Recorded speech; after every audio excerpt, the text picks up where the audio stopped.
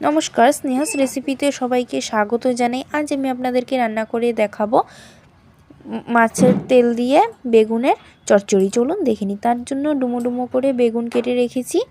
মাছের তেলটাও ধুয়ে পরিষ্কার করে নিয়েছি। এরপর কড়াইয়ের মধ্যে সর্ষের তেল দিয়েছি। তেলটাও গরম হয়ে গেছে। কালো জিরে দিয়ে কিছু সেকেন্ড ভেজে নিচ্ছি কালো জিরেটাকে। তারপর পেঁয়াজ কুচি দিয়ে ভেজে নিচ্ছি।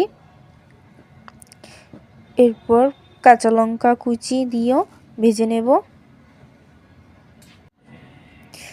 কাঁচা লঙ্কার পেঁয়াজটার থেকে রং ধরতে শুরু করে দিয়েছে। এরপর ডুমো ডুমো করে কেটে রাখা বেগুনগুলো দিয়ে দিচ্ছি, দিয়ে ভেজে নেব। তারপর লবণ স্বাদ অনুযায়ী হাফ টিস্পুন হলুদ গুঁড়ো দিয়ে মিশিয়ে নিচ্ছি। যারা যারা আমার চ্যানেলটিকে এখনও সাবস্ক্রাইব করেননি অবশ্যই করে নেবেন। আমার নিত্য নতুন ভিডিওসগুলো সবার আগে আপনার কাছে পৌঁছবে। বেগুনগুলো ভাজা ভাজা হয়ে এসেছে। এরপর বেগুনগুলোকে সাইড করে মাঝখানে সামান্য তেল দিয়েছি আর মাছের তেলটা দিয়ে বেগুনের সাথে ভেজে নিচ্ছি। রান্নাটা হয়ে গেছে, নামিয়ে নেব। এখন গরম ভাতের সাথে পরিবেশন করব।